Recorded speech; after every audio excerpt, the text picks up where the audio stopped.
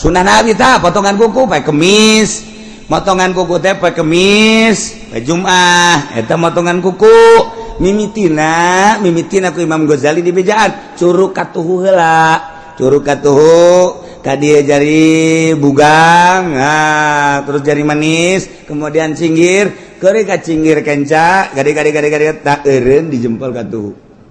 Kitu dititana, lamun kos kitu engke milik dareukeut milik dareukeut bener sampai sugih teh tina ngeuretan ge hiji poe kemis, nomor gadot cara ngeuretan kos kitu eta mawaan kana sugih. Paingan aing dagang rugi bae. Atuh ngeuretan kuku ge sadaek jeung nyana. Sadaek saya teh wal beres pas salasa ngeuretan kuku, rugi sia dagang karungna ka jeung kuku mah ge.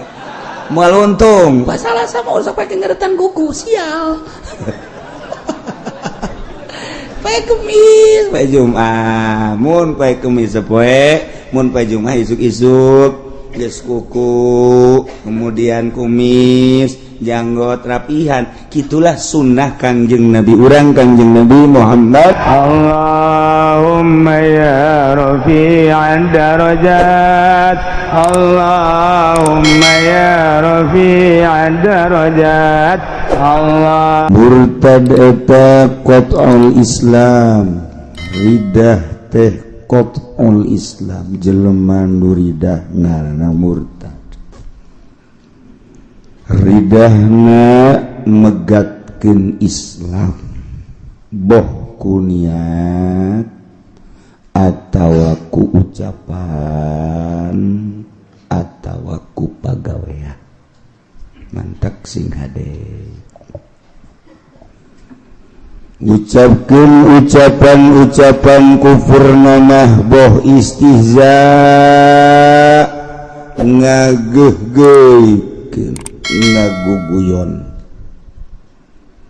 atawa inad teu percaya angas inkar atawa i'tiqad nekadkeun tah eta ucapan-ucapan anu ngaluarkeun tina agama Islam nu mun henteu ditobatan disyahadatan deui bakal dikelekep di neraka saumur-umur. Na'udzubillah min dzalik.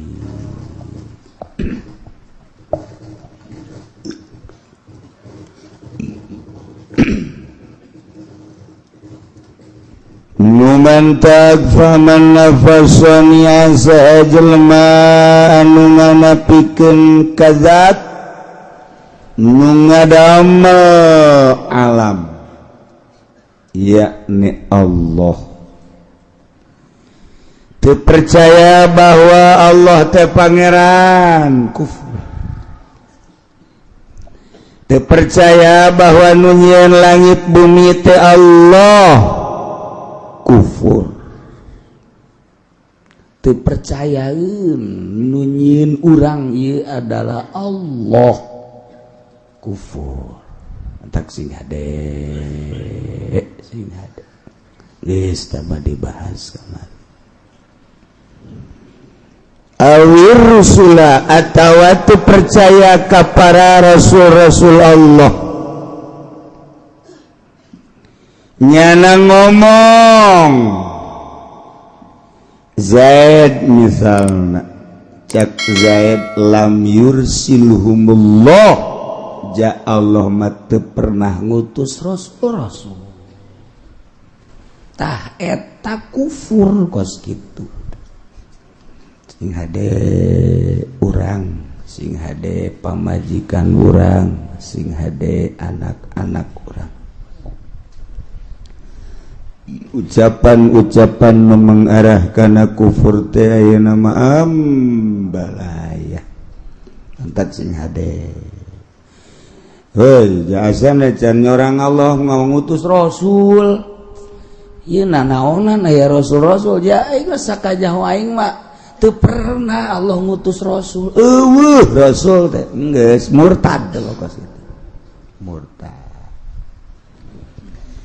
nafana nubuwatan nabiyyin atawa nganapikeun sifat kanabian anu geus jelas manunggeus jelas kafir mah teu percaya kana sifat kanabian Kangjeng Nabi urang Kangjeng Nabi Muhammad sallallahu alaihi wasallam kafir murtad Kristen murtad lain murtad kafir eta benes Yahudi kafir Katolik kafir Buddha Konghucu Protestan wabah Hindu kafir dipanggang ke di akhirat disate na'udzubillah min dzalik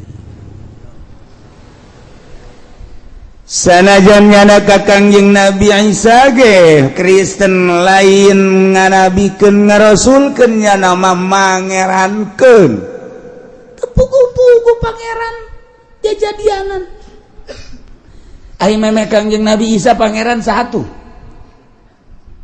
berarti meme Kangjeng Nabi Isa mah pangeran andai Kangjeng Nabi Isa pangeran meme Kangjeng Nabi Isa saha kok dianggap Tritunggal heran tapi keyakinan mahal nyana pinter nyana gagah nyana sugih tapi pinterna kabalinger masa manusia di pangeran cenah kasandingan pangeran tadeuy pangeran nyandi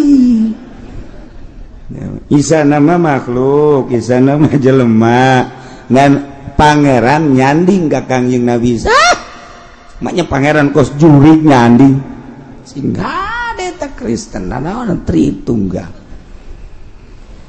Tuhan Bapa, Tuhan Anak, Tuhan naon deui hiji.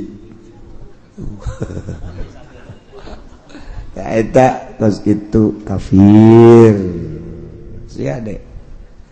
Geus urang mah ku hari mah saha pangeran? Allah. Saha nabi maneh? Nabi Muhammad. Titik geus. Lahirna di mana? Mekah. Terus ngali ke Madinah. Maut Madinah beres guys.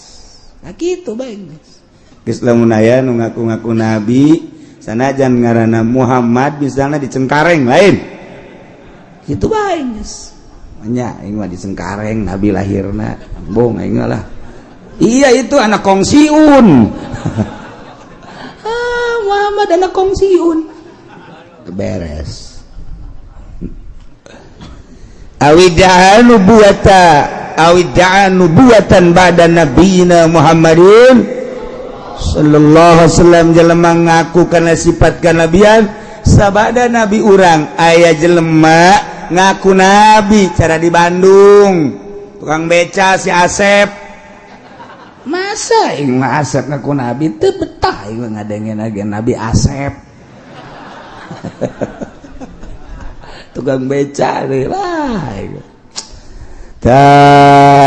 kafir dari jelema la nabi ba'di cek Kangjeng Nabi teu aya deui nabi sabada kaula sebab kaula adalah khatamun nabiyyin wal mursal.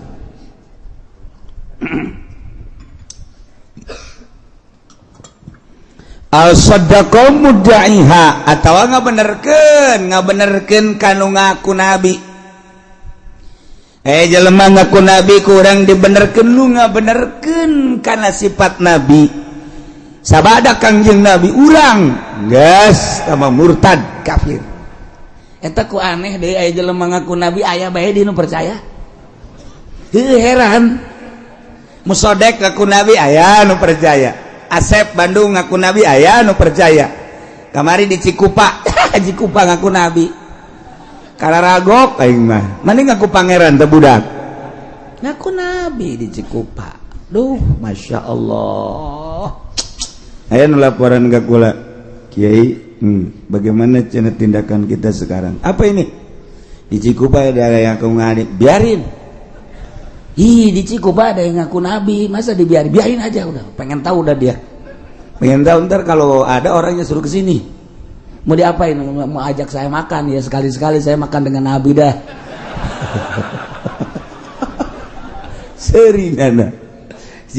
hari orang atuh ngaku nabi mah orang ome bae. Orang ome coba datang ke mana mukjizat nanya nah yuk coba. Jadi ome ulah waka di galak-galak ulah. Nyaho bae. Kita ka dieu jauh. Algola atawa ngomong kieu nya Caki Zaid teh heuy. Nabi urang mah horeng kulitna hideung. Murtad sia. Sembarangan sia. Emang orang berbas. An-Nabi sallallahu alaihi wasallam aswadu murtad atawa an-Nabi sallallahu alaihi wasallam amradu atawa an-Nabi sallam gairu Quraisyin. Hai, Nabi urang mah lain urang Quraisy. Murtad. Berarti ngayakin ke Nabi salian aya di Nabi salian kangge Nabi urang. Hoi horenganan pangkat nu pangluhur-luhur nama Nabi. Eueuh deui pangkat nu pangluhurna Nabi jabarang kurang ditaliti-taliti horenganan anu buatu mamuktasabun. Autuna lurut batuha bisafail qulub. Horenganan eta pangkat nu sakitu luhurna pangkat kanabian teh besi daya bisa diraih kurang ku cara ngabersihan hate. Ku cara ngabeningkeun hate urang lamun geus bersih jasa hate urang ge bisa jadi nabi. Murtad geus kitu. Murtad teu bisa dikasap pangkat kanabian. Pangkat wali ge hayang ngazab pangkat wali teu jadi-jadi. Hayang ngaraih pangkat wali bae hayang ngaraih pangkat wali sueuh hesena. Ilmu geus aya di urang nasrib bae mah bisa. Nahu geus aya jang mubtada khobar fi'il fa'il syarat jawab. Urang nyahokeun tentang hadis atuh bisa tafsirna kitu keneh jeung sajabana. Dibawa ku urang kana pemikiran tasawuf. Imam Ghazali, Imam Qusyairi. Terus Beladi tunato kadina Tuan Sabdul Qadir dan lain sebagainya geus nyaraho dibaraca ku Kiai Minhajul Abidin, dibaraca ku Kiai Ihya Ulumuddin, dibaraca hikam, maka malah mah didiskusikeun hikam teh di universitas mah. Tetapi mana pibuktiuna nangan sakadar dibiwir ilmu teh. We nu datang ka jero hate. Ngeuk hayang raih pangkat wali geus sakitu hesena geus jelas-jelas Nabi mah teu bisa dikasap. Nu endeuk ge dikasap pangkat wali pek ulah aya di jero hate masih wallah salian ti Allah hiji be Allah taala mun geus di jero hate Allah doang wali ngaranna. Ulah aya Apansa, ulah aya Kijang, ulaya Serwiti di jero hate, ulaya jahe-jahe di jero hate urang mah pas sedak Allah na minggir. Allah minggir nyelepeng. Bukti ndak urang dur azan teh kuduna mau Allah teh gede di jero hate urang. Salian Allah eueuh cepet urang ka masjid. Ieu mah lain. Pas azan neulejem nyana okos anu nalingakeun teh bisi salah burung teh azan diderejaeun set ngopi jadi azan teh kopi kontreng cek pamajikanna ka lain azan atuh ke tenang wae sih cek azan ngopi ngarokok lain dijawab teh muazin teh azan ngarokok nyalan deui dina kursi.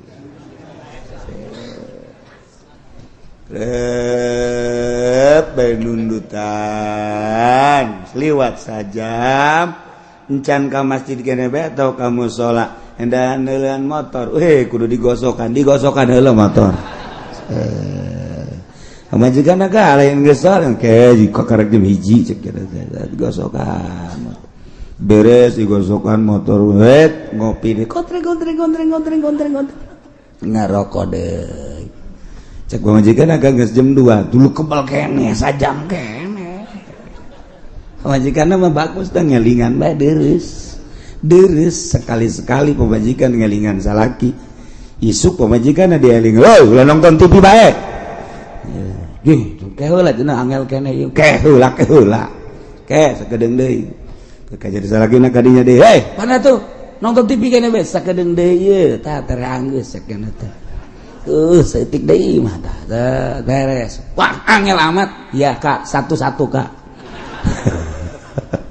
naon eta pas sedap di jero hate teh aya kopi aya rokok aya motor tah eta ngicin anu kos kitu nah hese wali mah eueuhna naonan di jero hatena kuari mah boro-boro nu bodoh kiai na ge geus ngatur proposal eta jauh ka jadi wali tah kiai anu sok nyenan proposal buang kawarah teh mah kiai teh boloon bin tolol bin goblok teh mah naonan ge kituana tuh kan utar atur nu karitu lain hayung micenan panyakit di jero hate ulah aya salian ti Allah tah ieu hartina pangkat kanabian mah teu bisa dikasat boro-boro pangkat nabi pangkat wali ge sakabupaten Boa aya wae saprovinsi Banten Boa aya Boa eueuh saprovinsi Jawa Barat Boa aya Boa eueuh masyaallah nu mantaku urang dizarahan ge Syekh Asnawi sosok wali Allah hayang bae urang zarah kanyana nu mantaku urang dizarahan ge Syekh Mansur Cikadueun sosok wali profil wali mantak urang hayang bae Syekh Maulana Hasanuddin Syekh Yusuf di urang teh kajen kumaha ge hayang bae teu bisa dilarang-larang sebab eta mah sinar Allah nyinaran ka urang supaya urang teh ngahijing ke di akhirat mantak zarahna urang sok macem-macem segala ya coba nu boga maksud gara-gara tulis teh kukula diusulkeun boboh geus wauh jasa burungnya nama teh usal-usul Adik, nu boga maksud ka dieu. Make amplop nulis ka make amplop. Sian amplopna. Geus teh mah goblok bin tolol tuh.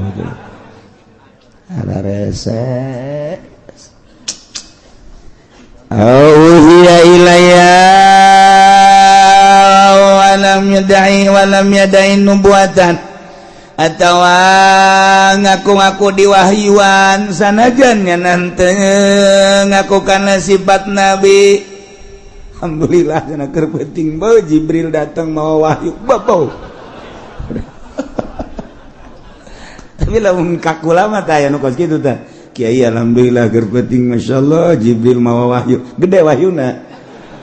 Segede sakumaha si wahyuna urang mana tah wahyu?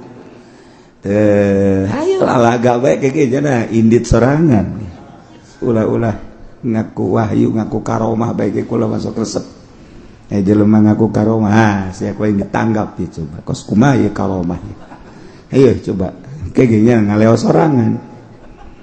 Ulah sok sambaraga segala ngaku diwahyuan segala naon. Oh, masyaallah. Cenah teu teurak dikadek.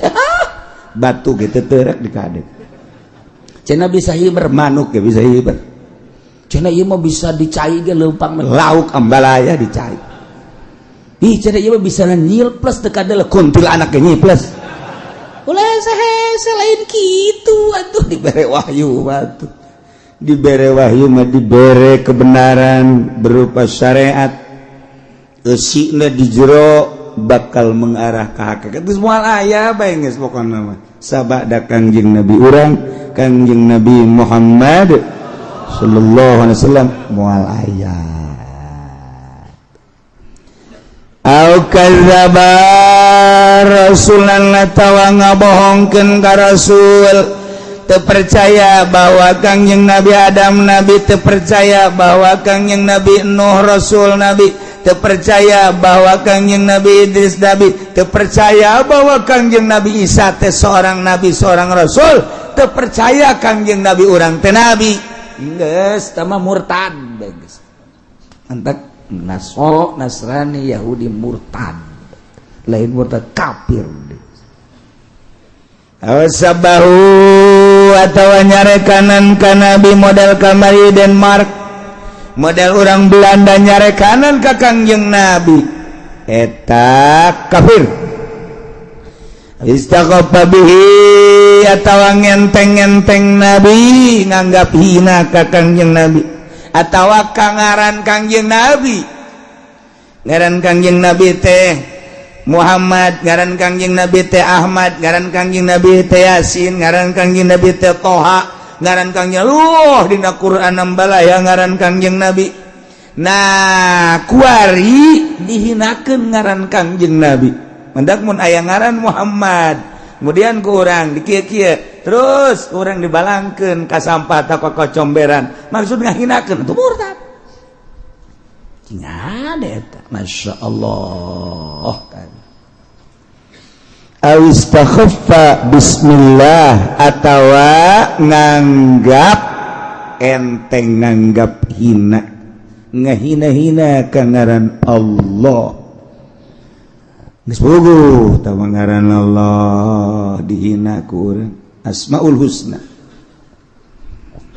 Wallahul ladzi la ilaha illa huwar rahmanur rahimul malikul qudusus salamul mu'minul muhaiminul azizul muttaqin, terus jabarul mutakabbir. Ta eta ngaran Allah Asmaul Husna. Talar ku urang Asmaul Husna. Abengke di jero kuburan pinu ngara di jero kuburan cacaang Asmaul Husna.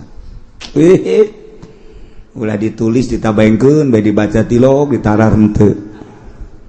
Nganderes tage daripada nabengkeun artis mah di imah urang atuh Asmaul Husna nganu bagus dari talar. Sebab ieu kabeh nu aya di alam dunia moal kaluar ti Asmaul Husna. Mentak walillahil asmaul husna fad'u hatok sebut doa gitu non celuk ku urang Asmaul Husna. Ieu kabeh moal kaluar ti Asmaul Husna. Babeh mun ku urang ditataan hiji-hiji da eueun nu kaluar ti Asmaul Husna. Geus lamun eueun nu kaluar ti Asmaul Husna atuh Allah kabeh mengarah tuh ke jero. Mantak wali Allah teh neule gunung nu kadeuleu Allah, neule langit nu kadeuleu Allah, neule tangkal nu kadeuleu Allah, neule laut nu kadeuleu Allah, neule segala rupa nu kadeuleu Allah. Sebab naon? Sebab ieu kabeh teh moal kaluar ti Asmaul Husna.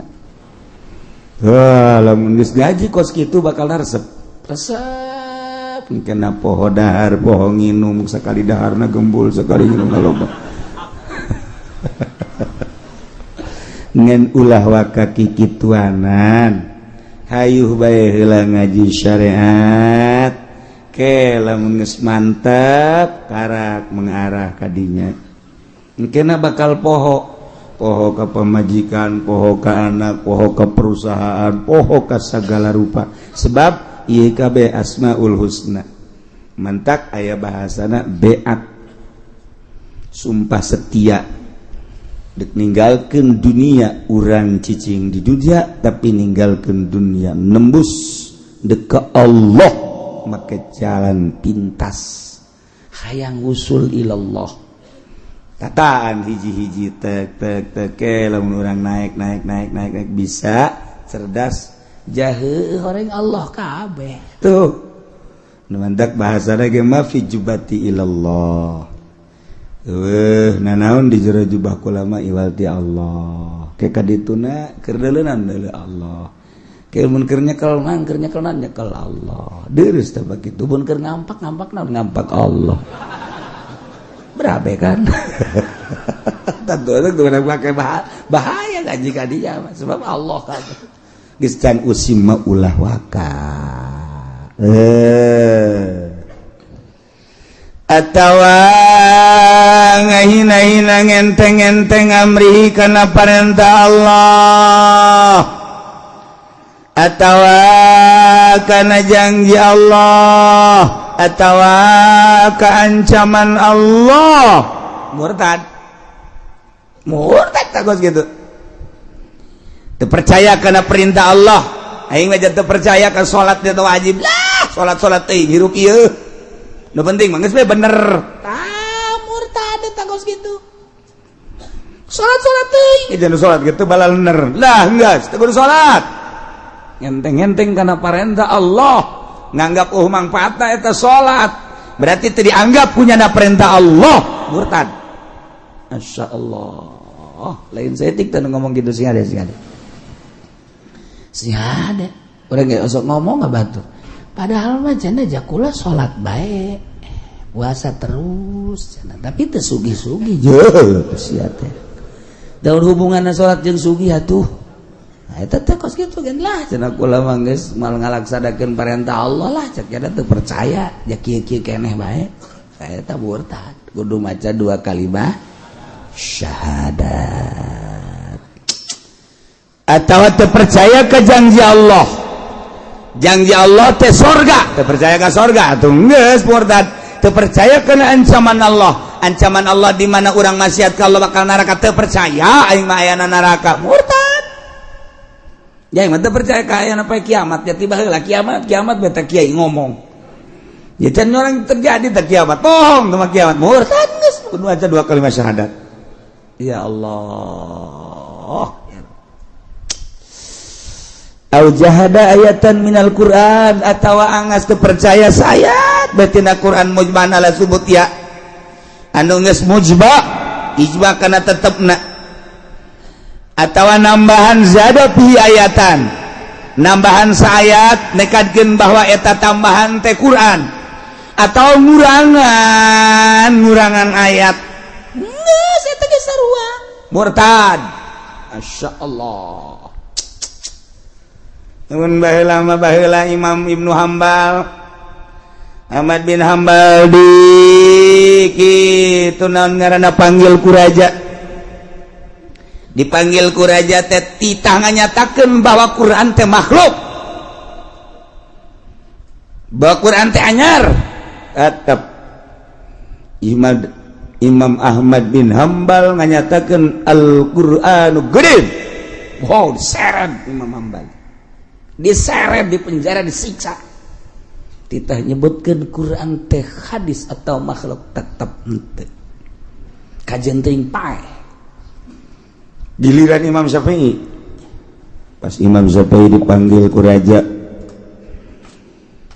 Syafi'i di hadiran kiai-kiai saat eta di Baghdad ditanya wahai Syafi'i kumaha pertekadan anjeun ieu Quran teh makhluk anyar apakah qadim lamun maneh nganyatakeun Quran teh qadim siksa lamun maneh nganyatakeun ieu Al-Quran teh hadis salamet mun maneh nganyatakeun Quran adalah makhluk salamet tapi lamun nganyatakeun Quran qadim penjara.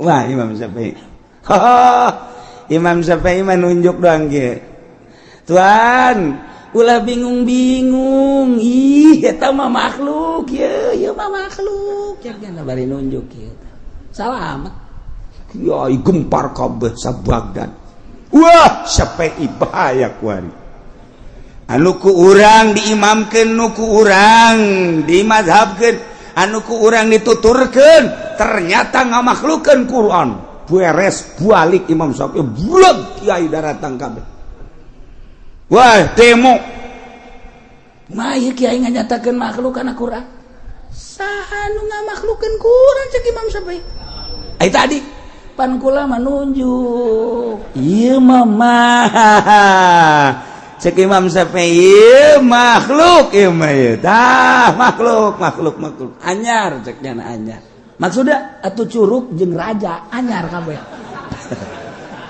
jago Imam Syafi'i mah tapi tetep bae kapan aya nu hasu setelah rapat besar-besaran di kediaman Imam Syafi'i. Oh ternyata ngalojokeun raja atuh aya kieu mah lapor si kiai anu deukeut ka pamarentah. Itu tiba lagi kitu bae. Boro-boro di zaman kuari zaman Imam Syafi'i ge kos kitu. Atuh korok komo kuari biasa tah mah. Atuh biasa kiai anu hayang. Wah gila mana aya. Belah mana teh geus bejakeun. Nah ya belah pokokna. Tah panggil Imam Syafi'i. Hadiran deui ribuan kiai, masyarakat, tokoh. Tenang wae Imam Syafi'i. Coba jelaskan cak raja. Lain Quran bae. Nu ngaran Zabur, Injil, Taurat, Quran, eta hadis makhluk. Hadis apakah kodim? Syafi'i. Cek Imam Syafi'i eta mah kieu tuan raja, ya. Ceknya nunjuk deui bae. Quran. Tuh, di kieu-kieu punya. Wah bae. Taurat. Di kieu-kieu. Di kieu-kieu punya. Zabur, Injil. Nah, iya nu opat eta makhluk ceknya eta. Saat biasa Imam Syafi'i mah atuh kiai sareri mah bener. Tuh tinggal raja bae. Wah, iya bagus sakjana. Berarti teu kan salamet Imam Syafi'i mah. Mentek emang Imam Syafi'i teh guyon-guyonnya na. Biasa, guyon teh biasa. Kanjeng Nabi ge guyon. Ini kapan minta didoakeun ka Kanjeng Nabi teh geus jelas Pak. Tuan, kula mah hayang naon tuh nih. Kula malah hayang ka surga di surga mah nini.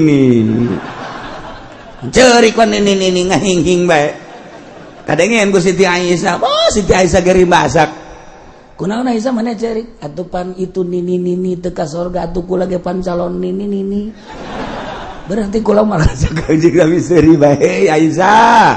Di surga mah moal aya nini. Boro-boro di surga di dunia ge teu betah jeung nini mah.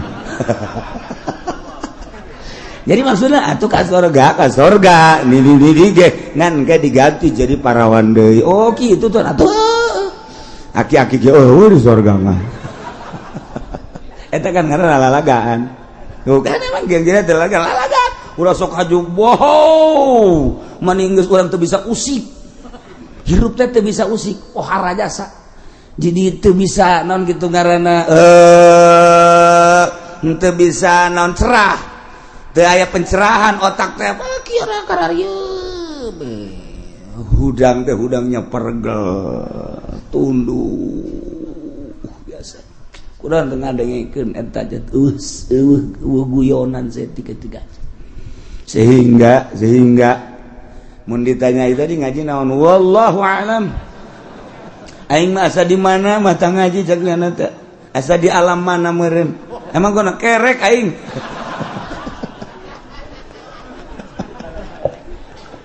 Tiba lagi kan. Aya guyon ngan ulah diseja-seja.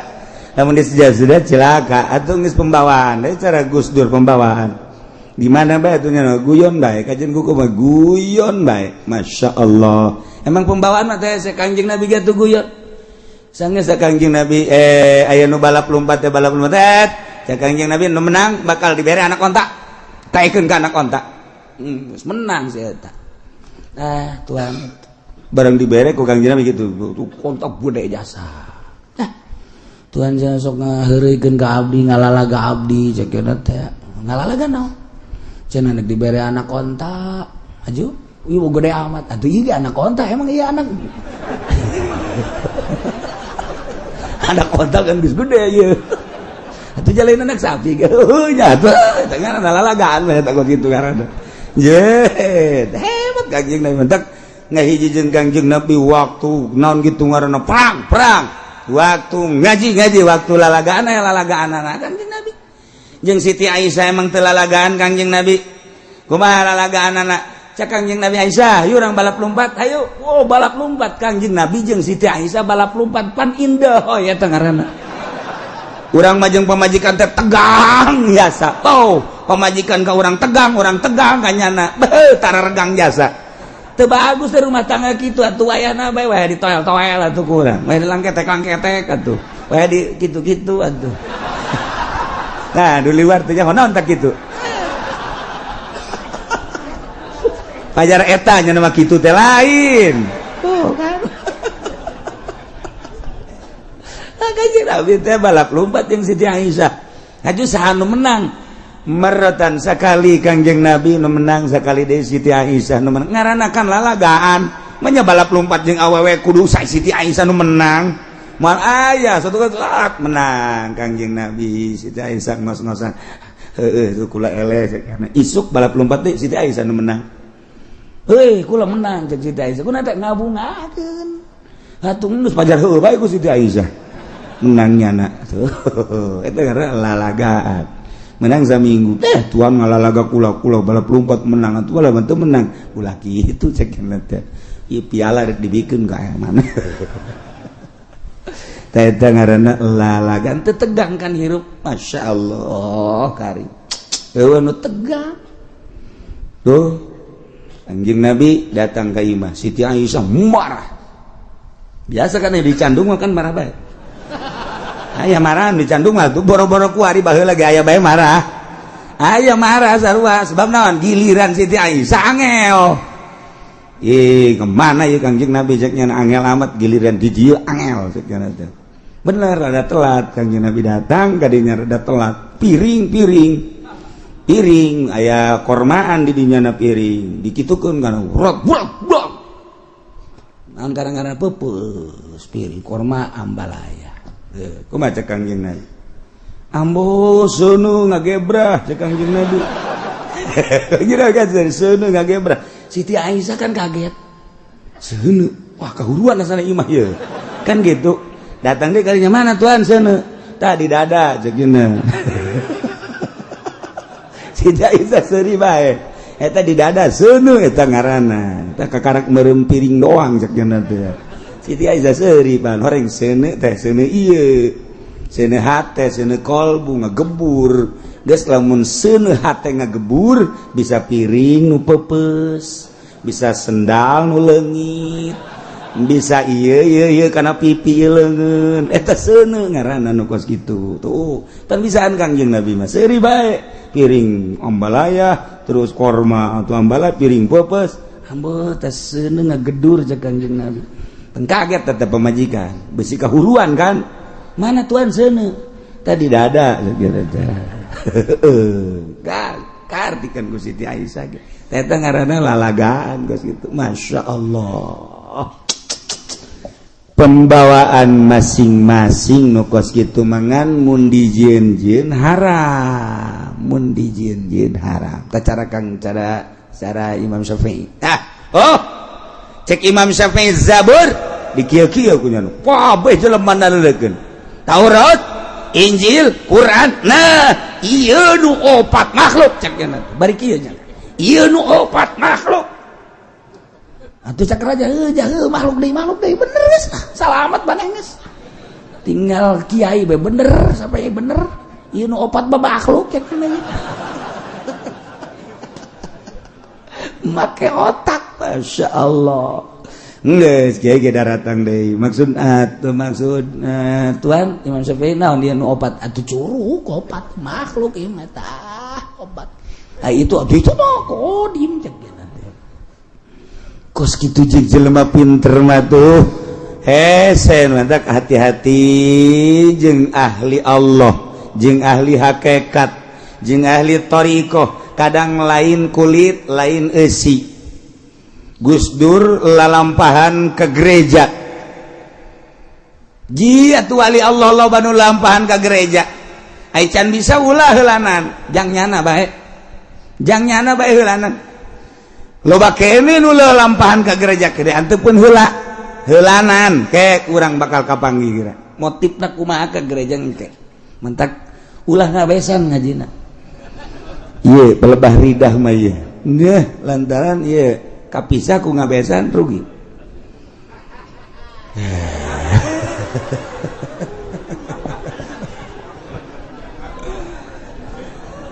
numanta Quran mah alhamdulillah ditasehna ge pohara jasa besi leuwih alif besi kurang alif di samping eta besi aya cetakan nu kamari cetakan Dahlan Bandung teh aya nu kurang sababaraha kalimah hanya nantaran alhamdulillah di Indonesia loba nu hafizul Quran talar Quran ambalaya masyaallah geus poharaja tinggal ningkatkeun eusina doang nu katalar Quran lain lalagaan tuh datangkan nu katalar Quran teh di borgol ku nu katalar Quran di penjara teh saeutik di luhur anu di penjara talar Quran jeung teu ngaku salah geus kos kitu bae di negara urang awistakhafa bisunnatin latawang enteng-enteng kana sunnah Rasul murtad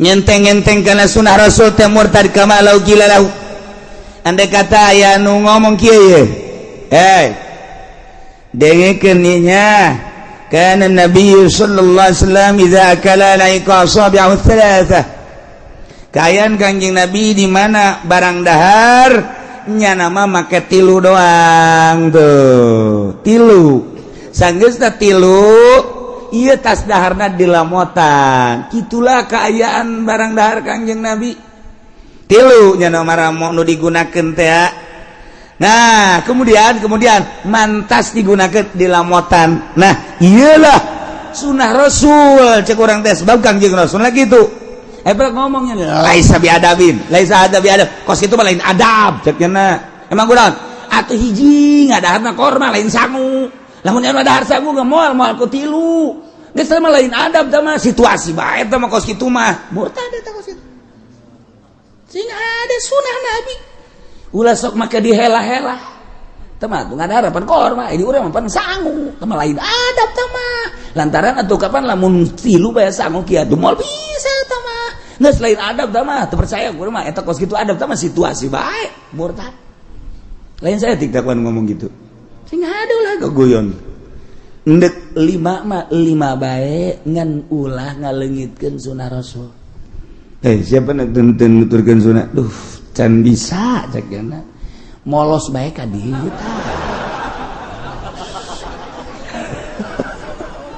teu murtad teh kos itu menyadar ngaranna nyadar teu bisa nurutan Kangjeng Nabi can bisa hese jasa lah geus lah mudah-mudahan dihampura bae tuh mantap baheula mah daharna teh dahar sanguna anu liket jadi bisa dikitu-kitu sanguna teh tuh kan geuna urang lamun parena ulah tongsan teh eta bahaya teh tongsan beuh budak mari mah teh nyawa ka tongsan asal geus dibere tongsan we sangheuk daharna kita teu bisa diemple-emple tongsan mah muruh pul bae bear nah lamun geus pare bulu mantep jasa bagolo mun ku ari mangeunahkeun geus tah nikmat tilu bisa sangu ge diemple-emple tilu tuh nu mantep ku ari aya ti pamarentah teh naon ngaranna bulog eta pemerintah zalim sebab teu bisa make tilu kan nah ieu pamarentah jahanam ye nah urang aing dek tilu ge ku sabab bulog teu bisa wah raja blon ye raja ye geus cukup cak raja panggil kunaon sia ngeblon-blon aing dahar teu bisa nuturkeun Kangjeng Rasul gara-gara sia mere bulog aing coba ge hese jasa tuh hese aing rakyat dibere bulog aing sia geunah bae endeuh ge aing geunah sia teu geunah bah ieu mah beuki di penjara bae budak ya Allah ya Rabbi awas ya dek ulah ngenteng-ngenteng kana sunah Kangjeng numanta kula pernah didebat satu ketika kula muludan moal dicaritakeun di tempat di daerah urang keneh daerah urang muludan kula nyaritakeun nyiwak terus tidak muludan teh nyaritakeun sunah nyiwak terus poe Jumat teh make jubah putih sakumaha dina riyad be gitu eta tah pernah muludan dok aya seorang kiai anu sok di istana zaman Pak Harto kebal lalakon nyana nyaritakeun teu sunah cek nyana make siwak kieu cukup sekarang kita ganti oleh menpol cek nyana pakai odol menpol udah itu kan untuk membersihkan gigi. Pada dasarnya cek nanti lebih bersih manpul daripada siwak. Aingna aya kene didinya geura turun sia ku aing. Moal balik aing kajan kumaha ge. Ja ulah sambatkan nya tah moal. Mulai geus ngaji di mana sia ku aing. Aya ditungguan ku kula. Beneran ieu mah. Aya meureun ku ari masyarakat nu pernah nyahok ka kula kos kitu tah. Daerah belah ditulah pokona. Terus nyeritakan jubah, nggak usah. Ini Indonesia nggak usah pakai jubah. Itu adalah Arab. Sekarang di Indonesia pakai batik lah, pakai safari lah. Nggak usah Arab-Araban. Kita bukan orang Arab. 2 poin gue bisa. Gak ada turun sia. Pulang gus panas jasa pula yuk. Ger ngora gus kebal dong ger ngora kali ente. Turun nyana kukula disambut langsung sasalaman langsung dipeluk kukula. Sini duduknya sini nyana geus lain deui sini Pak Kiai ngaji di mana langsung kukula ditanya di forum harita nus ditahdarkeun nanti dulu dahar ya tanya kukula ngaji di mana kemudian terus dalilnya apa terus ada untuk dalil wah muringis nyana lah sambarangan murtad sia kukula digitukeun nyana marah enak aja ngemurtadin saya lu murtad gitukeun nyana atuh kula ge make hizib kituna boh hampir ngejengkang nyana mentah hampura rita kan mentah hampura masya Allah mun teu mentah hampura awas ya ku aing ditelus ya ku aing saya mau belajar bener bet untung pernah terjadi tak Kiai teu daek-daek deui nyana asal aya kula bembung aing mah ngaji jeung Ki Uci cek bong ya kena asal nyana diondang ka dieu aya Ki Ucin teu henteu kajeun mun aya Ki Ucin bong cek kena aing tapi satu ketika nyana datanglah ka imah diajak ku Kiai Sejen mentah hampura alhamdulillah aya ilmuan mah gampang bae nyana ge ngaragap salah teh mah egona doang alhamdulillah. Nges, jadi nyana menyadari kuari bener ya siwak teh sunah kang laula an asyqa ala ummati la amartuhum bisiwak inda kulli syai.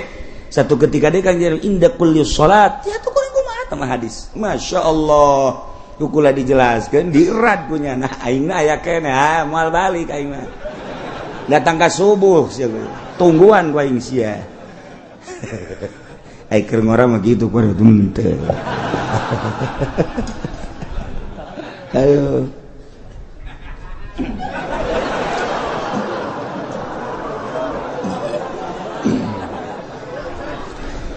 At-tawakkil. Gallim azbarak fa innahu sunnatun. Kuku potongan sunah Nabi Gallim azbarak. Sunah Nabi potongan kuku pakai kemis. Motongan kuku teh poe kemis, poe Jumat, eta motongan kuku mimitina ku Imam Ghazali di bejaan curug katuhu heula, curug katuhu ka dieu jari bugang, terus jari manis, kemudian cinggir, keuri ka cinggir kenca, gade tak eureun di jempol katuhu. Kitu dititana lamun kos kitu engke milik dareukeut milik dareukeut bener sampai sugih teh tina ngeuretan ge hiji poe kemis nomor gadot cara ngeuretan kos kitu eta mawaan kana sugih paingan aing dagang rugi bae atuh ngeuretan kuku ge sadaek jeung nyana sadaek saya teh wal beres pas salasa ngeuretan kuku rugi sia dagang karung naga jeung kuku mah ge moal untung pas salasa mau usah pake ngeuretan kuku sial Pae kemis, pae Jumat, mun pae kemis sapoe, mun pae Jumat isuk-isuk, geus kuku, kemudian kumis, janggot rapihan. Kitulah sunnah Kangjeng Nabi urang Kangjeng Nabi Muhammad sallallahu alaihi wasallam cek Kangjeng Nabi gallim azbarak fa innahu sunnatun.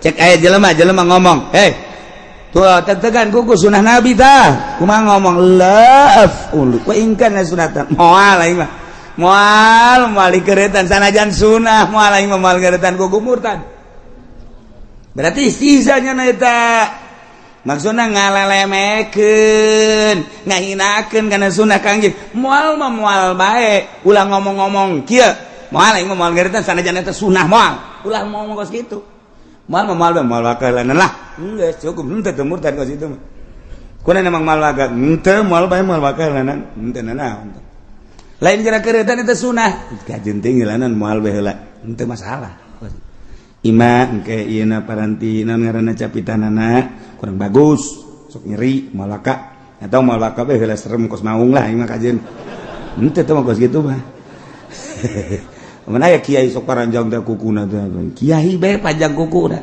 bareng ditanya kiai kok panjang kuku kiai cenah kiai batur mah nernak ayam kula mah nernak setan di dieu tadeuy kiai blon ieu ngomong kos kitu teh sembarangan moal kula mah laaf dua ingkana sunatan moal motongan kula mah sanajan emang eta sunah moal kajeun kuku bage Masya Allah karim eta murtad iyalah ngabohongkeun ka Rasul ngabohongkeun ka Nabi nyarekanan Nabi ngenteng-ngenteng Nabi ngahinakeun ka ngaran Nabi ngaran Allah perintah Nabi janji Allah janji Nabi ancaman Allah ancaman Nabi atawa teu percaya ka saayat betina Al-Qur'an anu geus mujma' ala tsubutiha atau nambahan saayat atau sahuruf atau ngurangan atau ngenteng-ngenteng sunah Nabi nganggap ka sunah Nabi ngalecehkeun ka sunah Nabi ieu murtad naudzubillah min zalik wa min zalik masih loba keneh kelalaunan abeh tenget supaya urang bisa merubah ucap urang abeh urang selalu dilindungi ku Gusti Allah Subhanahu wa ta'ala wallahu a'lam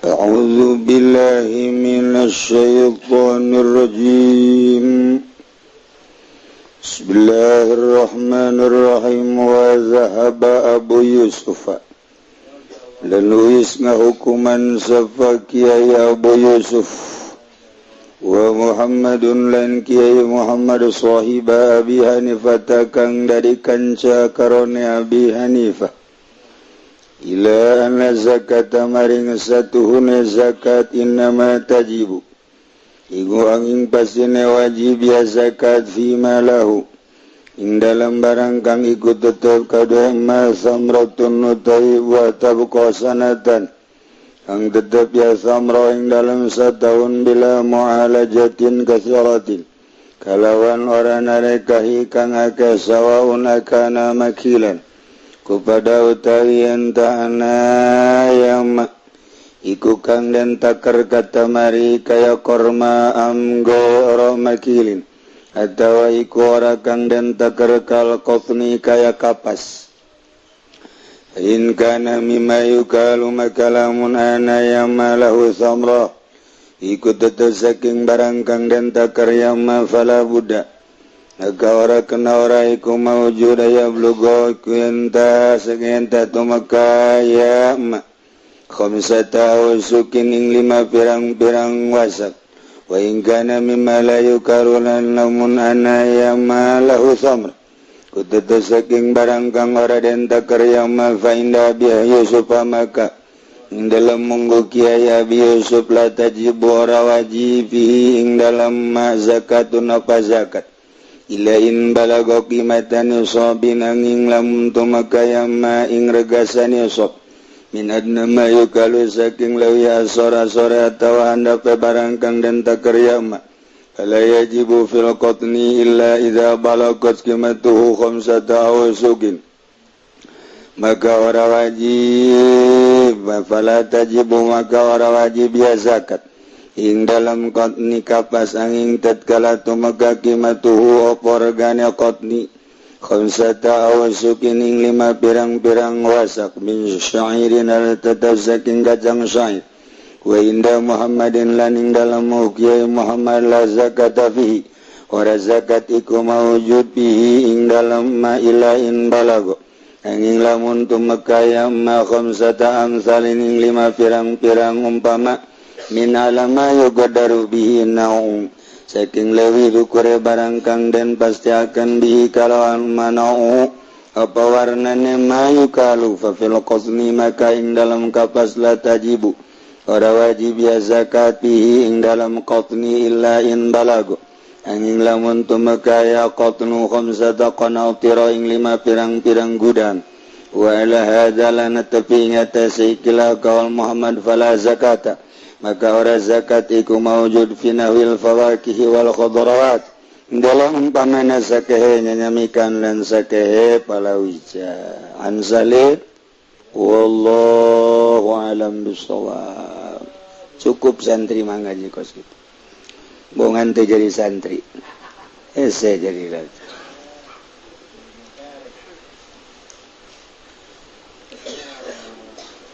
Bismillahirrahmanirrahim. Alhamdulillahi al-qadiri sadaya puji datang tuka Allah teh anu maha kawasa Allah anu maha uninga Allah anu maha ningali Allah anu maha bijaksana Allah anu maha luman maha mulia tur maha mangeranan maha welas. Lamun dicaritakeun dibongkar ngaranna mufradat make ilmu alat sakumaha kamari leuletikanana atuh panjang murang geus teu kudu dipanjang-panjang sebab nu resep nu panjang mah ngana awewe doang lalaki man teu resep nu panjang resepna nu hipu sia mah nu kitu bae anu nurunkeun kana zikril hakim munazzilil zikril hakim Gusti Allah teh zikril hakim teh tegasna Al-Qur'anil Azim alal mabusika jalma nu diutus bidinil qawim wa agama anu ajeg yana siratil mustaqim agama Islam anu disarupakeun kana siratul mustaqim bijami anaman tamassakana jadina pada saha jelema nu cekelan kana eta cukang bakal salamet jelema nu cekelan kana agama bakal salamet urang nyebrang tanpa jembatan ujianna moal bisa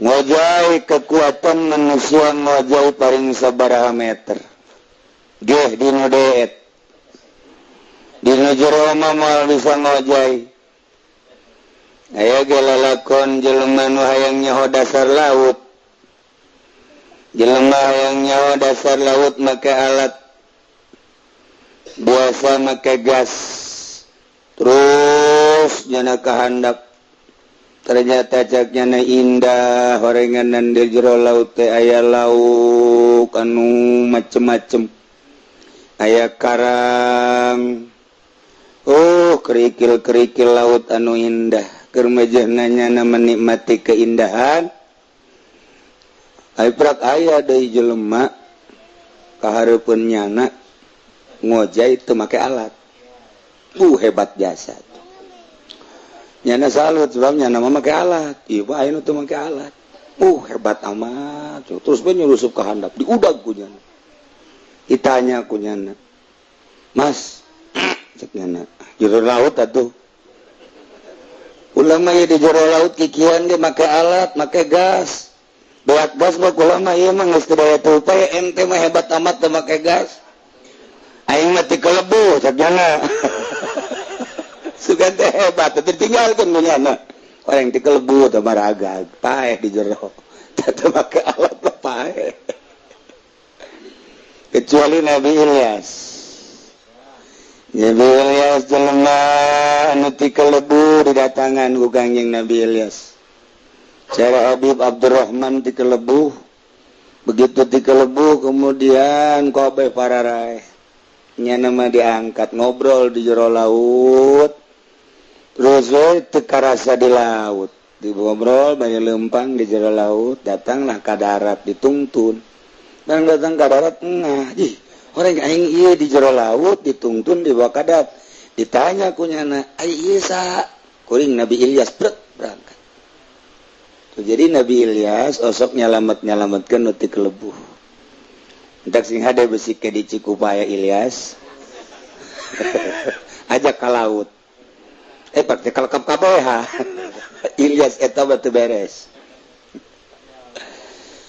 Yalah siratul mustaqim wassalatu wassalamu rahmat Allah nu dibarengkeun kalawan ngagungkeun salatul makrunatu rahmatul makrunatu bita'zim assalam jeung kasalamatan yana hormat mubadi tetepkeun ka khatamir risalah wal hadi minad dalalah anu nuntunan ka rasulan yana Kangjeng Nabi urang anu nuduhkeun tina kasasaran jeung mubadi tetepkeun ka musarrifil mursal ulah rusul mursal bi asfil kitab kutubi wal kitab sa Muhammadin nyatane Kangjeng Nabi Muhammad sallallahu alaihi wasallam an-nabiyul ummi anu diangkat jadi nabi nu bangsa ummi artina ummi teh tara nulis tara maca sebab lamun nulis dianggap Quran buatanana mun maca dianggap menang nyontek tina bacaan.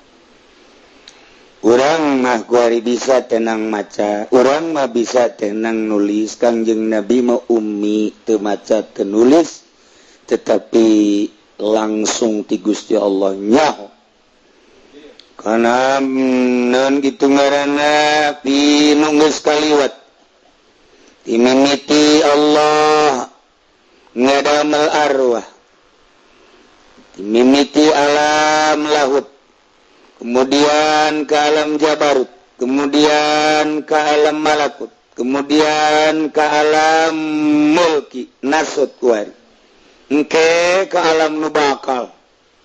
Alam nubakal timimiti alam barzah, kemudian alam mahsyar, kemudian alam akhirat, datang ke surga jeung neraka. Kangjeng Nabi diberi ilmu nu luar biasa. Urang mah kuari teh sakadar ngabahas teh dina kitabna. Ketika di lain kitab teu meunang. Urang ngabahas alam malakut lantaran urang mah bohong. Kecuali wali nu geus nyahoeun ka alam malakut. Urang mah moal bisa nyaritakeun alam jabarut lantaran urang mah bohong. Kecuali Kangjeng Nabi nyaritakeun alam jabarut sebab Kangjeng Nabi mah datang ka dieu. Ketika Kangjeng Nabi dek datang ke alam laut, malaikat Jibril geus teu kuateun. Teueuh bagian kuring mah ka dinya. Dadah cek malaikat Jibril atuh aya geus. Kangjeng Nabi mah terus. Jadi Kangjeng Nabi mah kulantaran diciptakeun tina nur Allah, maka atuh bisa langsung. Urang mah ngan sakadar datang ke alam malakut sebab urang mah diciptakeun tina nur Kangjeng Nabi Muhammad sallallahu alaihi wasallam. Mantap urang lamun nyaritakeun Kangjeng Nabi aya ner-neran sebab aya nur Kangjengan. Ketika urang nyaritakeun alam-alam nu tadi urang teh rindu. Sebab naon? Sebab urang Kangjeng Nabi ti Gusti Allah. Kuajun tingku kumaha ge tetep merenung urang teh. Kecuali anu hatena dicap disetempel bagian hidayah. Saha itulah bangsa kafirin, musyrikin, munafikin. Nyanaman tertarik ketika nyaritakeun alam malakut, nyaritakeun alam jabarut, nyaritakeun surga, nyaritakeun neraka, nyaritakeun Kangjeng Nabi, nyaritakeun wali, nyanaman yang serikeun sebabna hatena geus ditutup. Ai urang mah nyongsrong urang. Ketika nyaritakeun Kangjeng Nabi, komo nyaritakeun keanehan-keanehan Kangjeng Nabi. Ulah nyaritakeun Kangjeng Nabi, nyaritakeun sahabat, nyaritakeun tabiin nyaritakeun para aulia Allah bae urang asa jadi wali urang nyaritakeun wali asa endek jadi wali buku salat ge henteu ieu teh urang dah asa endek nu mentak aja urang mah wiridan hayang jadi wali hayang jadi wali mah bisa hek bae hayang mah ngan ngahayalkeun jadi wali mah ulah lantaran anu mukakeun sirrun min asrarillah ieu tah sirrul asrar nu mukakeun sirrun min asrarillah yakni makrifat hanya Allah urang ibadah mah ibadah bae ketika ku Allah tadi bukakeun mah tun teu bae sanajan urang ibadah geus pohara jujungkelan tarangna geus hideung saparo kos PKSI eta dibukakeun mah tun teu bae teu urusan Allah siapa ibadah baik aing adapun nu bukakeun urusan aing atuh ku aing dibukakeun sia nyaho aing ku aing teh teu bae siapa penting ibadah ulah ngahayal-hayal jadi wali ayo bae ibadah sesuai jeung aturan-aturanana lamun urang ngahayalkeun jadi wali moal datang-datang sebab nafsu hayalan hayang jadi kiai eta nafsu ya aing zakir mah lumayan ngaji amil geus durumiang geus alfiah geus patul muin geus saban itu aing teh jadi kiai-kiai emang nu ngiaikeun saha aja bawa urang kulantaran teh jadi kiai nyeun urang teh naon ngaranna kartu nama Kiai Haji Abdul Razak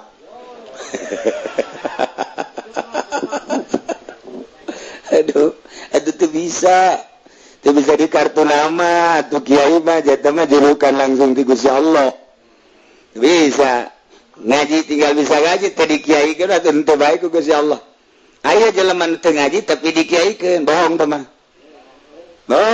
tuh nah urusan kakiaian baik kumaha Allah atuh komo urusan kawalian cak Allah sia mah ibadah ulah ngahayal jadi wali moal sebab hayalan berarti nafsu hayuh bae geura engke aing nu mukakeunana ja anu naon gitu ngaranna itu anu ngasupkeun ka alam eta bae tuh nya da ieu Kangjeng Nabi bangsa umi teu maca tara nulis tapi ilmuna wabuh aya di Kangjeng Nabi Al-Arabi Kangjeng Nabi mah lain orang Cikupa orang Arab Kangjeng Nabi lahir di Mekah Al-Amin anu terpercaya sholawat sinareng salam lain bae ditetepkeun ka Kangjeng Nabi tapi wa ala alihi jeung ka para keluarga Kangjeng Nabi alun Nabi fi maqamiz zakat Banu Hashim al-Muttalib alun Nabi fi maqamid du'a muttaqin alun Nabi fi maqamil madhi ieu mukminin walau asyan mantak urang ge termasuk keluarga Kangjeng Nabi Muhammad sallallahu alaihi wasallam lamun para habaib ngakukeun alun Nabi fi maqamiz zakat Banu Hashim al-Muttalib aya alun Nabi fi maqamid du'a muttaqin alun Nabi anu ulah coba-coba jelema nu takwa di mana nya geus ngangkatkeun leungeun menta ka Allah di mana bae jeung iraha bae cak Allah awas waing dibere fi maqamid du'a muttaqin aya deui fi maqamil madhi urang asup ka alun Nabi fi maqamil madhi mah nu penting mah urang iman ka Allah iman ka Kangjeng Nabi Muhammad sallallahu alaihi wasallam ulang jadi keluarga Kangjeng Nabi engke diaku ku Kangjeng Nabi oh sia aya ngaran aingan di jero hate sia ieu keluarga aing fi maqamil madhi ditungtun ku Kangjeng Nabi dibawa ka surga sebab di jero hate urang aya Allahan aya Kangjeng Nabian ngan begitu di ka surgakeun titip bae ka malaikat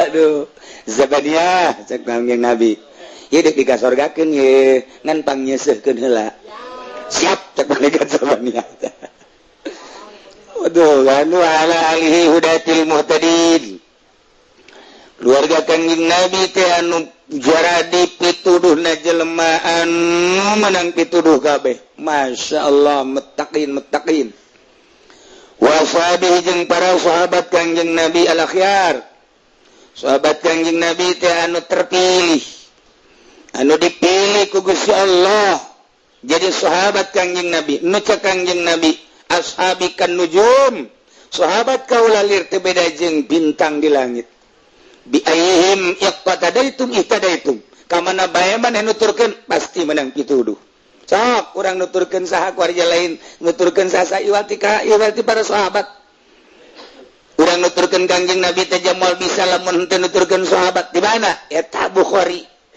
an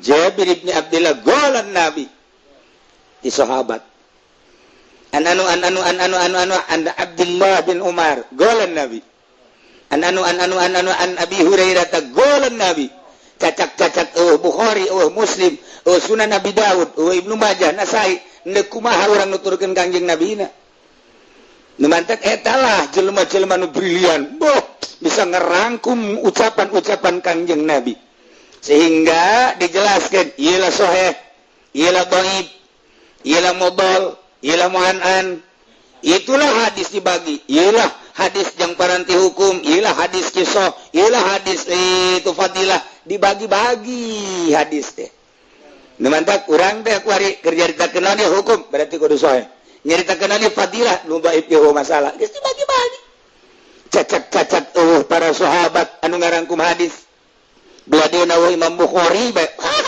kumaha jelema ayeuna mantap kuhulun jasa Yahudi mah ka ulama-ulama lantaran ulama mah maot jasadna ruhna teu maot Tuan Abdul Qadir na maot dikubur di Baghdad jasadna ruhna mah kuari hirup ieu urang keur ngobrol jeung Tuan Syekh itu orang keur ngobrol jeung Tuhan Syekh itu kitab Tuhan Syekh ngawujudnya nak di deuleu Habib Rozak kok ngopi aja nih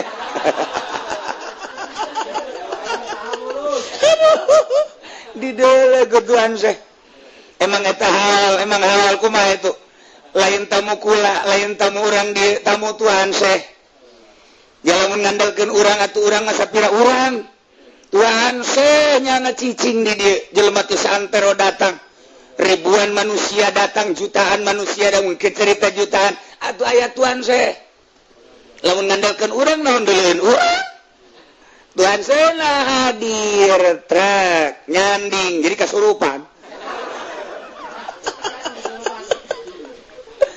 nu mantak jelema nek maulidan tapi teu cinta ka Kangjeng Nabi kajunting kieu gede moal dikunjungi jelema nek ngahalan kitu Tuhan Syekh kajunting kumaha disadiakeun sagala penyananan teu nyurup ka Tuhan Syekh atuh moal bisa ieu nyurup kudu urang teh nek ngahalan Tuhan Syekh atuh terus we urang teh taqarrub tabarruk ka Gusti Allah saetikna urang ngalap kana naon nu sok diwiridkeun ku manehanana belah dieuna kaapikan-anak terus ku urang dihaolan nyana nyurup ka urang itu lain tamu urang tamu Tuhan Syekh maot Tuhan Syekh na tapi rohna mah teu ieu urang kuari teh keur ngaji kitab Tuhan Syekh na aya neuleukeun nyana wih ngerokok aja ya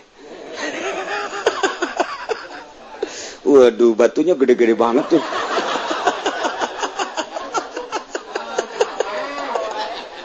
Tuhan saya ngomong itu mah bukan batu itu mah telur soang kali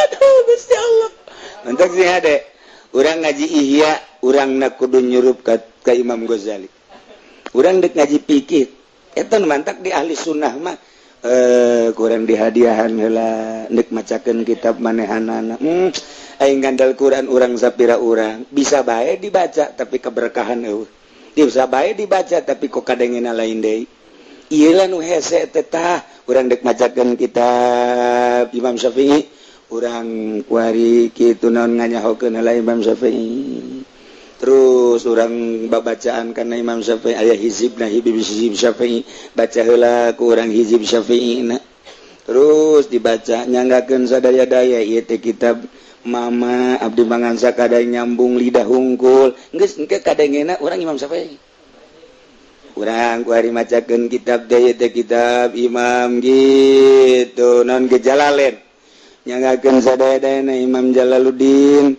abdi teh bade manyakeun kitab anu ditafsiranku Mama atuh ayu abdi mah urang mangan sakieu ayana saya orang ngajak tak ngaku orang imam Jalal gitu tah di sekolahan lain ketika geus drep geus asa nang aing we kadengena lain orang dek ngaji Imam Ghazali tah eta kos kitu di thariqah mah geus ulah di aku ieu mah kitab Imam Ghazali we nu ngomong ieu mah imam teh ini ieu mah kitab teh imam naon kitu ngatuhan we nu ngomong nu kababet teh naon atuh lain nang aing sia kababet ja aing mah nyampekeun doang we kababet mah tuh jeung macam-macam nah kababet kabehan itu geus bae dari aku ieu mah kitab sayana kos kitu bae geus lamun nyana teu kasurupan ku nu sahibul kamu alifna atuh engkena mun nyaritakeun ihya agag-agagan nyaritakeun minhajul abidin agag-agagan nyaritakeun ieu kawalian agag-agagan mal bisa tuh geus bae mending ulah tuh mending ulah tamantak ieu teh di istikharohan heula keke ngaji kitab ieu teh aya izin apa eueuh hese gaji kos kieu mantak diprekeun heula iya izin teh eueuh sebenarnya mah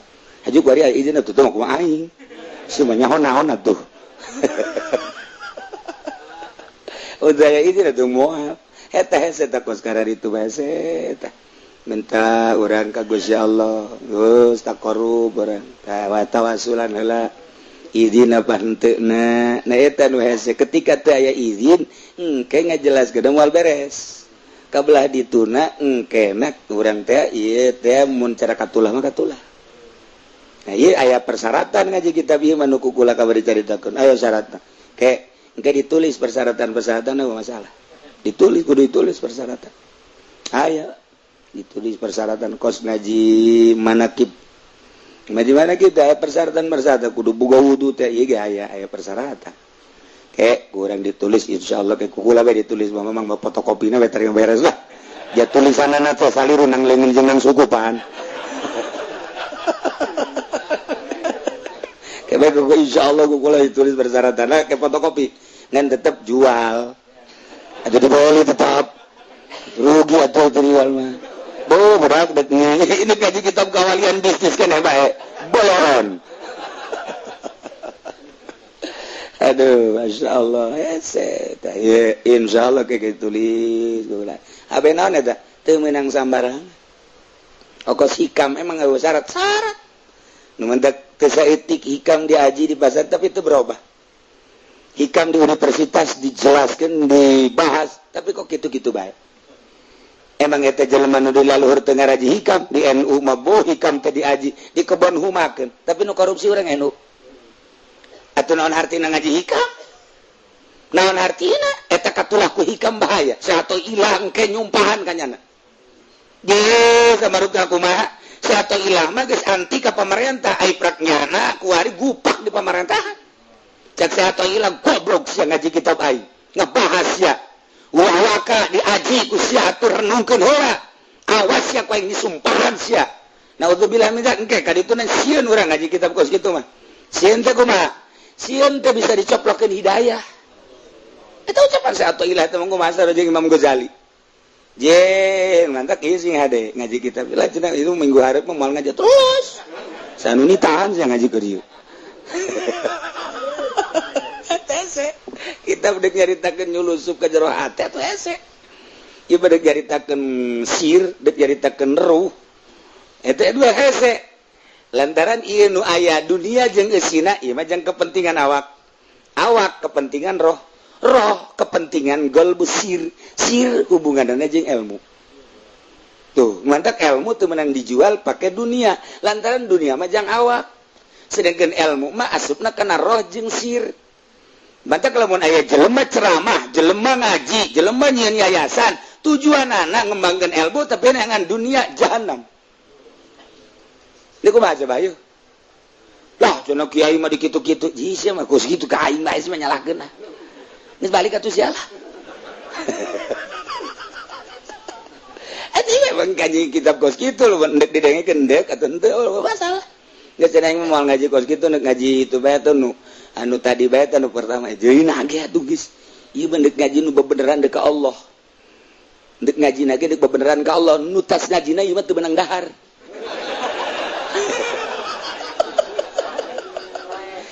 Kiai mah cenah pugu ngaji kadua gede dahar. Dibalik coba. Oh itu dahar lagi yang ibadah itu harus sukusnya mah jadi gitu-gitu Pak. Bela diri. Ayo kercarita, yang kepentingan awak, kepentingan ruh, kepentingan sir atau lain-lain. Ngatak ieu mah endek lain dek nyaritakeun kepentingan awak. Ieu mah hubungan anak dek nyaritakeun kepentingan ruh. Ieu mah nyaritakeun kepentingan golbu. Di jero golbu aya sir, di jero awak aya ruh. Ieu nu dek dibahas. Jadi lamun jelema nu encan pernah ulin ka roh atuh banyak. Urang mah salat teh asa awak bae, Pan. Urang mah salat teh asa awak bae. Allahu akbar. Roh akbar. Urusanna urang mah awak. Urang mah urusanna awak rukuna nu rapih. Tidalna nu rapih. Salah atuh henteu emang datang ka dinya. Sujudna nu rapih. Sakadar sakitu asal aya nu ngacung basukuna teh sah teh budak salat. Emang urusannya suka situ. Ieu mah geus lain urusan eta. Ieu mah ketika urang dek salat teh merenung heula mohokeun urusan awak. Sebab awak mah boro-boro ku Allah ku urang ge kadeuleu. Ku sakitarna ge kadeuleu, tapi Allah mah panteuneulekeun awak. Allah mah innallaha la yanzuru ila suwarikum wala ila abnanikum walakin yanzuru ila qulubikum. Allah maneulekeun kana golb. Isin amat ketika urang ngahareup ka Allah kemudian hate urang ngalancong ka sisi kaki tah deuk nyaritakeun eta. Isin urang teh usolli salat abdi 4 rakaat zuhur karena Allah pan sia teh karena Allah tapi kunaon ngalantur hate sia tah deuk dibahas eta. Ulah kena ngalantur. Berarti memang salat ku urang dipohokeun heula. Lain awak nurek salat teh. Ieu mah nu deuk salat teh roh. Geus roh urang anu dibersihan ku urang. Dideulekeun ku Allah roh urang teh. Ku urang mah teu kadeuleu disebutna lelembutan latifah. Allah Maha Latif ningalikeun kalatifah lelembutan urang. Isin amat ketika Allah nu Maha Latif ndeulekeun kalembutan urang, lelembutan urang ngaco, inget ka mobil, inget ka motor, inget ka jabatan, komo nu hayang nyandung. Ya, isin jasa. Cak Allah tolol goblok. Sia nek salat ka aing ngahareup ka aing kos sia eta ngalancong ka dieu tah dek diurusan eta. Supaya mantep urang teh tanpa ngaleungitkeun jasad. Jasad kudu diheulakeun geus syariat heula, abeh kadeulina syariat cek nu neuleu urang nu neuleu teh ka awak urang sesuai jeung Fathul Muin. Sesuai jeung takrib, sesuai jeung riyad, syariat ngaranna. Nah, ketika orang praktek salat eta mah geus jadi jalan kebiasaan, geus teu kudu dihitung-hitung deui, geus teu kudu reken-reken deui. Ku ari mah nu disalatkeun teh iroh. Eta lah nu hese. Supaya roh teh bener-bener ketika Allahu Akbar, Allah Maha Agung. Roh teh roh ngarasakeun kana keagungan Allah. Ngarasakeun keagungan awak mah moal bisa ngarasakeun keagungan Allah. Awak mah ngarasakeun teh di mana dahar jeung sambal lada awak. Di mana ngadahar jeruk amis awak. Di mana-mana aya Oma Irama nyanyi kadenge ceuli awak. Di mana-mana neuleuh urang Lampung nu putih gede adat teh awak. Di mana naik motor endut-endutan awak. Di mana naik mobil awak. Urusanana naik kana kasur awak sama nu ngarasakeun teh awak. Ka Allah mah moal bisaeun awak mah. Sebab sama urusanana urusan zahir moal bisaeun ngandalkeun awak ka Allah. Nu diandalkeun ka Allah ma'ruf. Disebut nage basirah mata hati. Urang peureum, engke dititah urang peureum. Urang peureum maksudna meremkeun dunia supaya mata hati neuleuh ka Allah. Urang can belajar, urang peureum mata hati ge peureum. Henteu belajar mah kitu bae. Ieu mah supaya mata ieu peureum mata hati bentak ka Allah. Tah kos kitu golbuhu lam yanam wal ainu qad naisat. Golbu Kangjeng Nabi malam yanam teu pernah sare. Sanajan matana nundutan, socana nundutan. Manah Kangjeng Nabi matara kulem tina salilani mangsa. Sanajan bari socana ieu nundutan sebab eta mah sifat kemanusiaan. nu mantap Kangjeng Nabi Kangjeng Nabi sanajan nuju kulem apaleun saha nu aya Kangjeng Nabi salat di hareup jadi imam di tukang sabara baris jeung sahasana nyahoeun kos urang bae kuari sanajan ngaji tetep nyaho di ditu di meja geus aya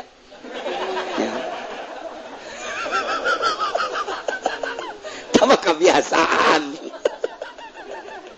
tuh kan itu urang ngaji kitab ieu mah Sirrul Asrar lain nyaritakeun salat kumaha rukuna kumaha sujudna kumaha qiyamna kumaha tidak lain ibadat nyaritakeun supaya salat urang teh roh urang bener-bener ka Allah sebab naon sebab Allah mah aya teu kudu ka Mekah teu kudu ka Gunung Tursina teu kudu ka Sidratil Muntaha ketika urang dibukakeun hijab mah atuh di dieu ge aya nu mantap engke geus jadi nama teu kudu ka gunung teu kudu ka leuweung neuk nanaonan neuk ka Allah emang Allah aya di gunung aya di leuweung lain eta mah geus jadi ketika can jadi riweuh neuk ka Allah riweuh ku manusia neuk ka Allah riweuh ku dunia neuk ka Allah riweuh ku situasi ngajauhan manusia ngajauhan dunia ngajauhan situasi nenangkeun roh neuk ka Allah uzlah ngaranna tuh nu mantap lamun teu nyaho cara Muhammadiyah nanaonan uzlah emang Allah aya di leuweung soekeun sungut dah kadieu mumpung aya tanagaan kene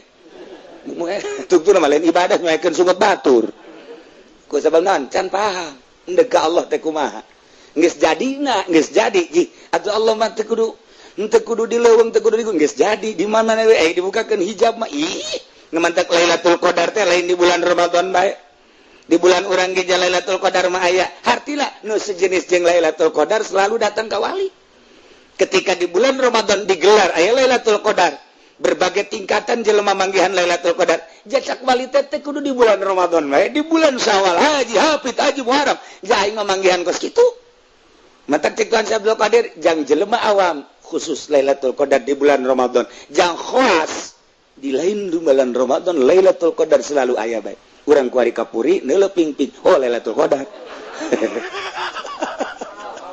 tuh alhamdulillah pendoan eta ya masalah kitu alhamdulillah aduh 5M 12M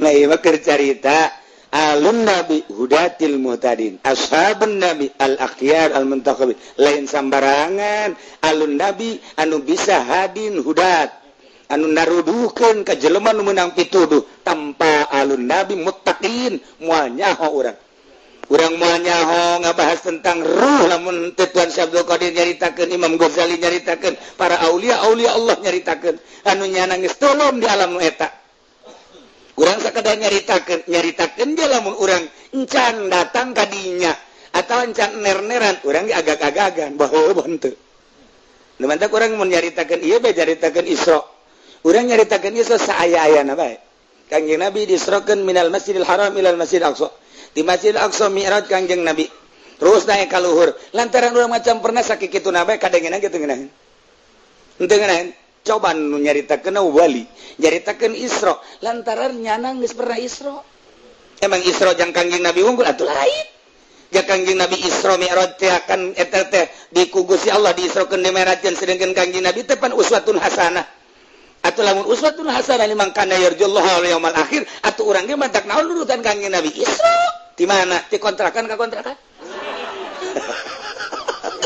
tuh sia mah kitu bae pugu turutan kumaha ieu Isra Kangjeng Nabi loba jelema nu Isra mun ditanyakeun saha kiai mana nu atuh aya biasa Isra ge lempang teh lempang golbu nu lempang lain awak nu lempang Isra Kangjeng Nabi minal Masjidil Haram ilal Masjidil Aqsa jelas kemudian mi'raj Kangjeng Nabi jelas umatna aya atuh lamun nuturkeun Kangjeng Nabi majak Kangjeng Nabi uswatun hasanah cuman kaditu nage dijelaskeun nya wa ma utitum minal ilmi illa qalila nu dibere ilmu teh saeutik jadi sakabupaten Tangerang paling hiji sakabupaten Serang bae aya bae sakabupaten Pandeglang bae aya bae ke Bandung bae aya bae iyalah wa ma utitum minal ilmi illa qalila ngan aya jelema nu Isra biasa mi'raj biasa tergantungnya nam pangkat datang ke mana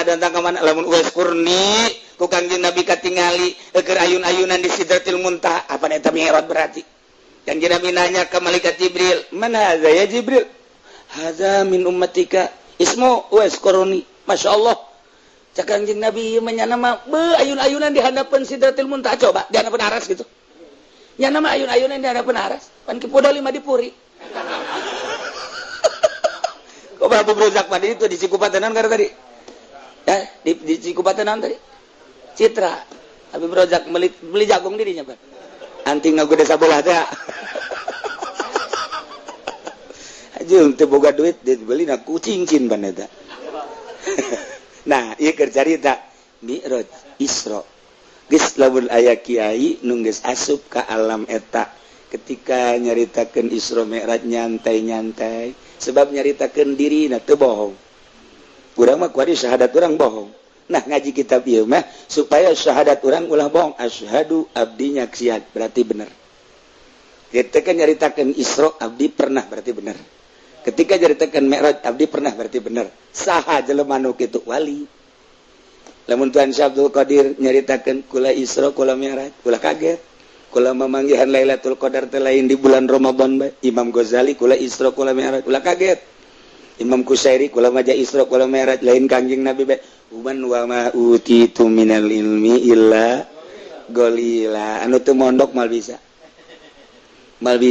palingnya nama min kontrakan ila kontrakan wa min kontrakan ila kontrakan akhor geus sakitu ya rawa Isra aing lah sakelet teh isi mbak kasih mbak bisa kandungan dak mondok ngarasakeun payetna cicing di pondok kudu masak sorangan kudu nyese sorangan anggal hiji ku 12an di pondok mah kos gitu perbut anggal hiji hulu mana ieu bisa pahili hulu sebenarnya mah ieu eta di pondok eta kos kitu eta di pondok mah Masya Allah karim tapi indah kaditu bagi indah oh orang di pondok teh keur uzlah mantap lamun teu kahartieun mah lah kiai atuh nyieun bae kantin abeh ngeunaheun oh ndek dididik kitu mah gampang atuh jelema di dieu santri aya 500 atau 600 aing nyieun kantin per orang dipungut sekian atuh aing jadi sugih engke jadi sudager atuh babari teman geus kitu mah lain deuk eta kecil teman urutan pasan teh modern tuh kecil jasa nyen warung atau aing mah ngawarung anu biasana rokok hargana 100 tingkatkeun ku aing 300 mau tidak mau sia kudu beli di dieu bae teu meunang keluar dengan bebeja ka batur mah ge besi ulin besi naon bohong kadik pugu nyanana bisnis nikel bohong babahari nu geus kitu tapi lain eta nu dimaksud ieu budak teh lain sakadar ngaji kena bisa maca kitab tetapi kena ngarasakeun hasil ngaji prihatin cek Imam cek Tuan Syekh Abdul Qadir orok sasapihan ketika disusuan terus lumpat poho ka indungna tinggalkeun ku indungna nyana sebeuh keneh moal cerik ketika geus lapar neangan emma ka mana neangan unggal kamar eueuh emma teangan henteu bisa disapi ku batur emma emang ngandeuk nyusuk mana eueuh cerik jadi kokosera di ais ku sahabat ge moal bisa sebenarnya hayang nyusuk nah ketika ayat Allah nyana nyambung jeung emak sebabna lapar prihatin hasina urang ge mobil aya motor aya dahar ngeuna moal Allah-Allahan nah ketika dek masak beas eueuh dek balanja duit eueuh lempang rada nyeri suku takarak Allah tuh cek Allah aing ngeunaheun ngadengen suara sia tuh kamari mah keur aya mobil aya motor teh Allahan sia percis budak leutik ketika nyarah lapar neangan indung kata tanggana terus maka mana terus bae diasuh ku sasa teu bisa tetep emak-emaan bae nah ieu ge urang moal aya nabi dibere wahyu keur di luhur kasur moal aya wali dibere mukjizat karomat keur aya keur sesenangan moal aya di luhur spring bed datang karomah budak moal aya mantap merihatinkeun diri loba bae makanan loba bae dahareun tetapi diprihatinkeun ku dirina engke geus garasa prihatin ngeunah jasa mun sareti peuting lantaran make AC aya make kipas aya kasur berlapis-lapis atuh moal datang ka rumah nu kos kitu tetapi nyana indi tidinya lain ninggalkeun eta ninggalkeun menikmati eta jeung teuing kasur aya teu dipake jeung teuing kipas aya jeung AC teu dipake jeung teuing fasilitas aya teu dipake endahan diuk bae nanaonan mun ku urang ditanya hei kasur aya spring bed aya ieu selimut aya kok teu dipake deuk ka Allah kakara kasur tinggal kasur teu dipake nyahoeun Allah mah maha uninga oh sia teh teu menikmati dunia padahal fasilitas aya secara zahir sagala aya batin mah horenganan keur prihatin ka Allah diberelah ka rumah tuh eta deuk ka Allah kos kitu ma urang ge Allah-Allahan teh ketika kos kitu ieu dah deuk diaji teh urusan kos kitu jadi lamun dahar bae moal datang ka rumah paling gendut kitab ieu lain modal ieu kitab modal ieu mah kitab sirrul asrar rahasia ning rahasia di jero rahasia ya rahasia mentak kita mah kudu dikodok sat bae ku urang guriwal we belut kos gitulah wa ala alihi hudatil muhtadin wa ashabil akhyar al mutaqin ieu mah disingkat-singkat we wassalam taziman katsira amma ba'du wallahu a'lam bissawab.